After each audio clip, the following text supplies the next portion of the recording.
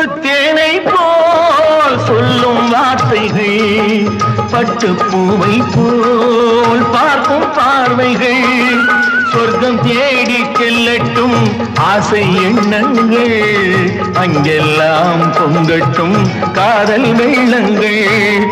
ஒருவர் மீது ஒருவர் சாய்ந்து ஓடும் போலே ஆடலாம் ஆடலாம்.